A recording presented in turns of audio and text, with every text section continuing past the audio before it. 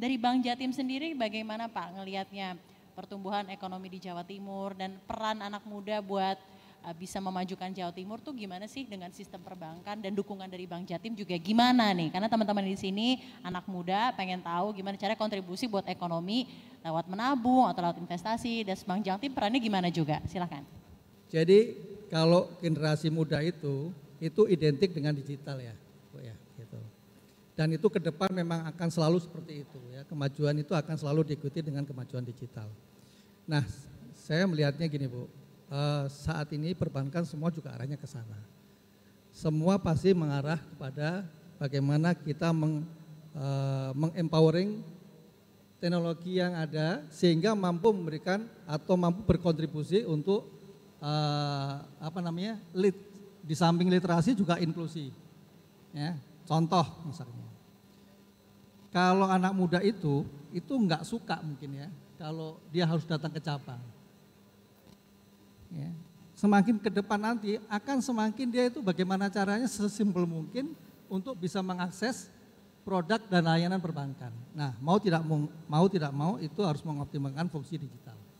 Sebetulnya kalau untuk digital ini untuk perbankan semuanya sih Bu sebenarnya sudah mulai dari ATM, CRM, CDM, kemudian QRIS, ya kan Bu, EDC,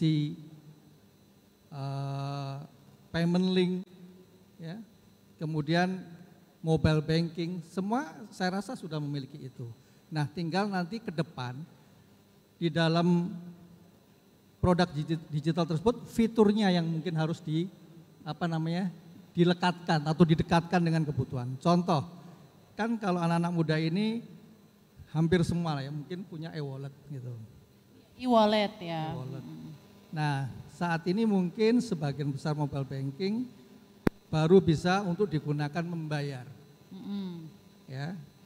Nah, kalau anak muda senangnya di samping membayar dia juga sekaligus bisa cek saldo di mobile banking. Nanti pasti semua arahnya akan seperti itu. Ya.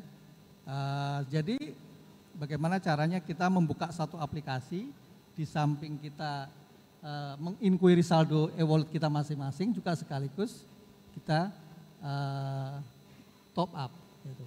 Okay. Dan banyak lagi contoh seperti pembayaran uang kuliah. Saat ini antara tagihan mungkin ya dari kampus dengan pembayaran dari mahasiswa itu masih terpisah. Jadi kampusnya nagih, kemudian mahasiswanya bayar pakai virtual atau pakai transfer. Nah, nanti mungkin pada suatu ketika ya semuanya akan juga pada fitur yang kampus itu menagih sekaligus sudah masuk ke mobile banking masing-masing mahasiswa dan langsung bayar dan seterusnya. Jadi intinya adalah pemanfaatan digital tadi untuk mempermudah transaksi yang dilakukan oleh semakin mudah dan semakin dekat. Kalau strategi dari Bank Jatim gimana sih kalau tadi ngelihat fenomena anak muda sekarang tuh kalau ada uang naruhnya tuh di e-wallet atau diputar buat investasi yang kadang-kadang juga nggak terpercaya. Gimana perbankan bisa tetap relevan di tengah tren ini nih? Dari Bank Jatim gimana Pak? Baik, tentu itu harus dimulai dengan literasi ya. Kita sampaikan bahwa di mana dia menempatkan dananya itu kan tergantung dengan profil masing-masing. Ya. Kalau e-wallet itu kan sebetulnya digunakan untuk transaksi.